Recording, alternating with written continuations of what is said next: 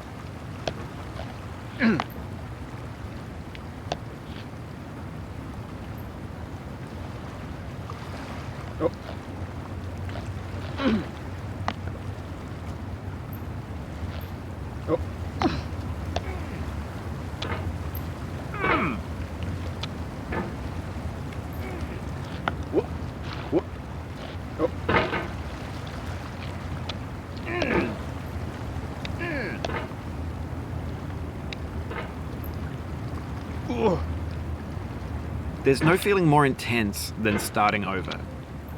If you deleted your homework the day before it was due, as I have, or if you left your wallet at home and you have to go back after spending an hour in the commute. If you won some money at the casino and then put all your winnings on red but it came up black.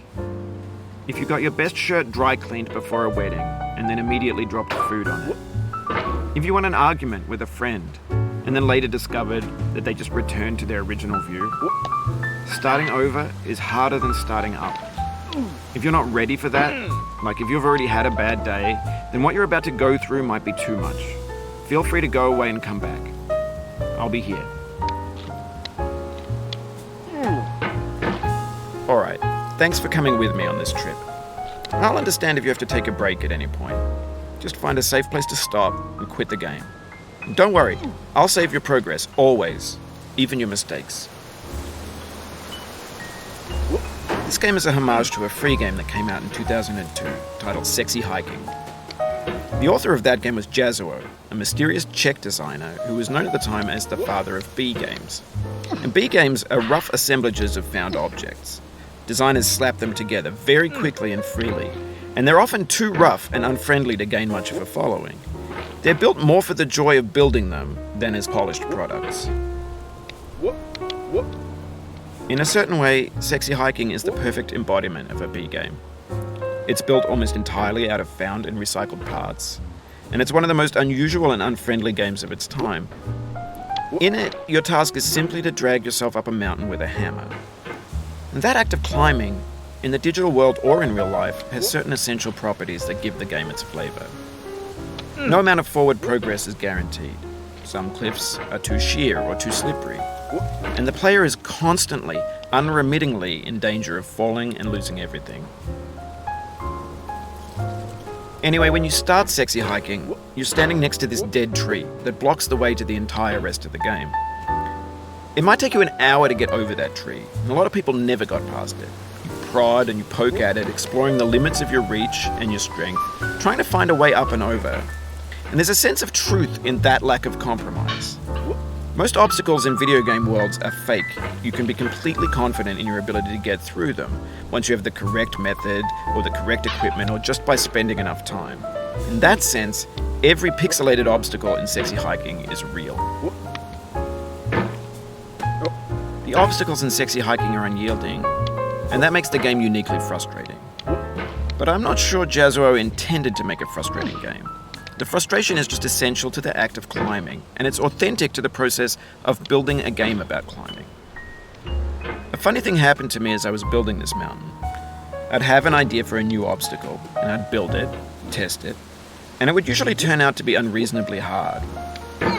But I couldn't bring myself to make it easier. It already felt like my inability to get past the new obstacle was my fault, as a player rather than as a builder. Imaginary mountains build themselves from our efforts to climb them, and it's our repeated attempts to reach the summit that turns those mountains into something real.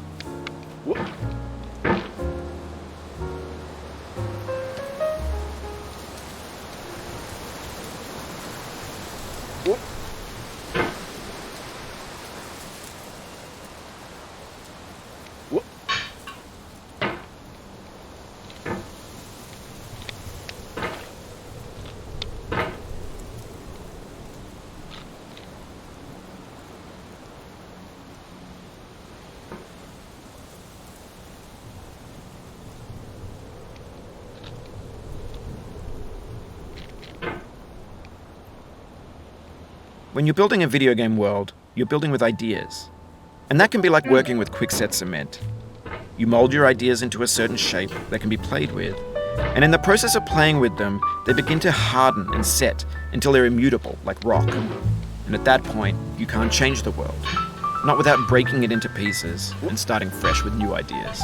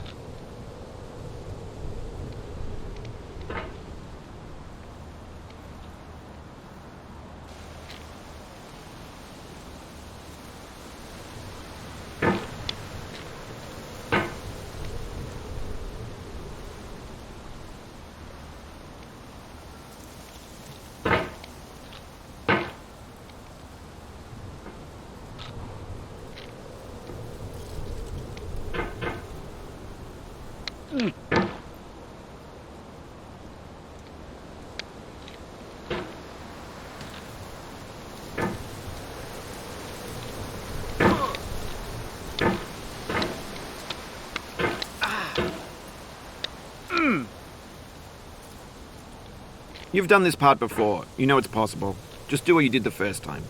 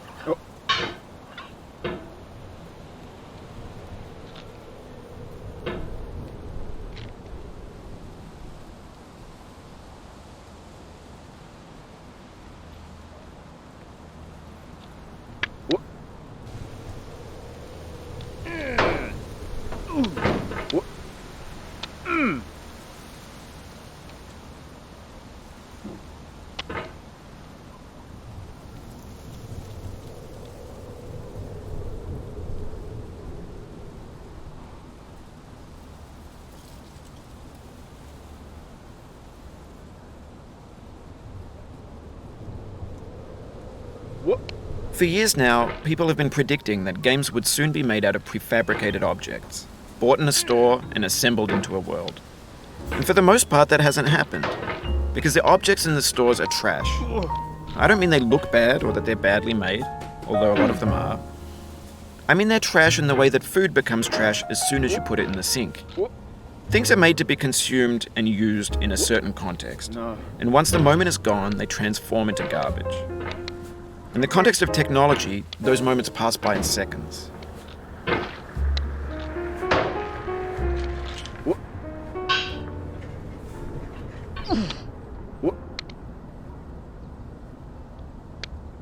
Over time, we've poured more and more refuse into this vast digital landfill that we call the internet. It now vastly outnumbers and outweighs the things that are fresh and untainted and unused. When everything around us is cultural trash, trash becomes the new medium, the lingua franca of the digital age. And you can build culture out of trash. But only trash culture. B games, B movies, B music, B philosophy.